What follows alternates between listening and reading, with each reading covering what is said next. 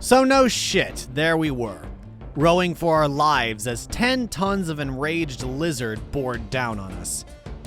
In retrospect, we probably shouldn't have just assumed that the poison we'd used to capture the smaller lizards would work, or that Indaril's bow could even pierce the thing's hide for that matter. At least our guess about the beast's speed in the cramped confines of the jungle had been correct. Unfortunately, we neglected to account for the fact that the river at the end of our escape route was significantly less cramped. The beast had burst through the trees half a minute after we'd gotten in and started paddling downstream. But even with the current aiding us, it regained the lost ground in bloody seconds. It was obvious, to me at least, Indaril was a little too busy paddling and screaming baseless accusations of incompetence in my direction, that a change of plan was called for. It was time for some daring, quick-thinking, handsome, and just generally heroic swordsmen to do something, well, heroic. So that's why, as the beast let out a mighty roar and bent to snap us up, I hurled my paddle upwards and into its mouth. The sturdy piece of wood wedged between the beast's jaws, holding them open and protecting us from the beast's gnashing teeth. For about 5 seconds, that is. The failure of my clever little gambit wasn't the end of us, though, obviously. In fact, it was never intended as anything but a distraction to keep the beast busy while I leapt into the water and drew my sword.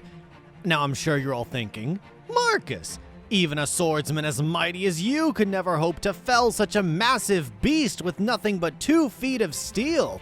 You must have been out of your mind to try such a pointlessly brave thing.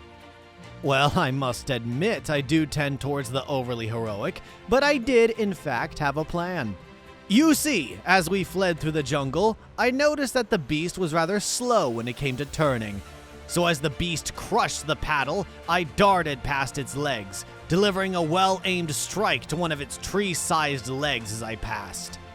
You'd better believe that caught the beast's attention.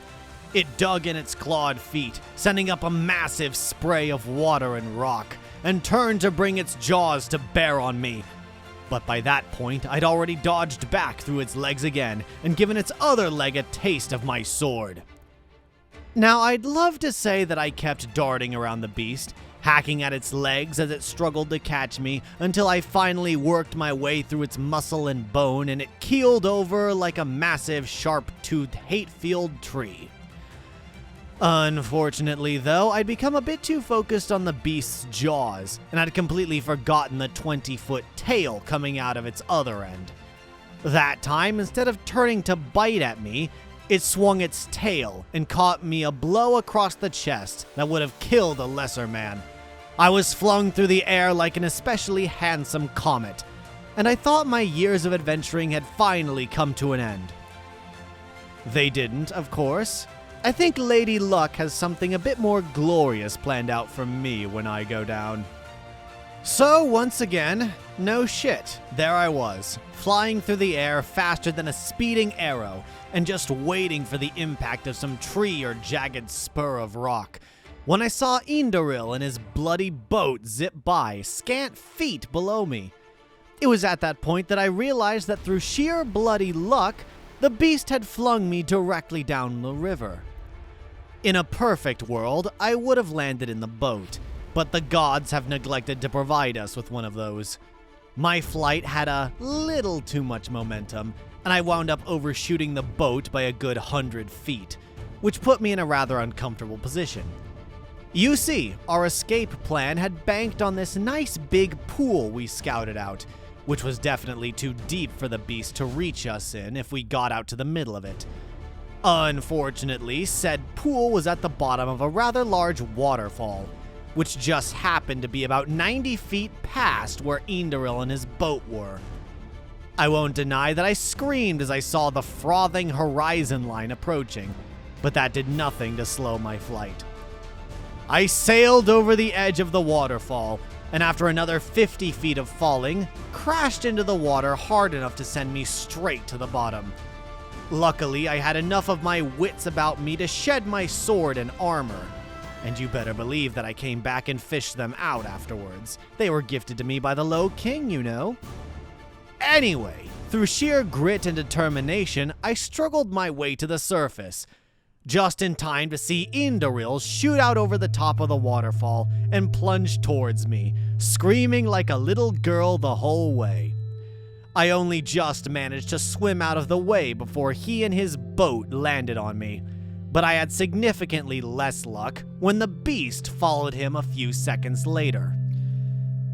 I can't say whether it was that my blows to its legs or just sheer bestial stupidity that caused it, but the great beast completely failed to stop itself, plunged over the waterfall, and landed more or less right on top of me.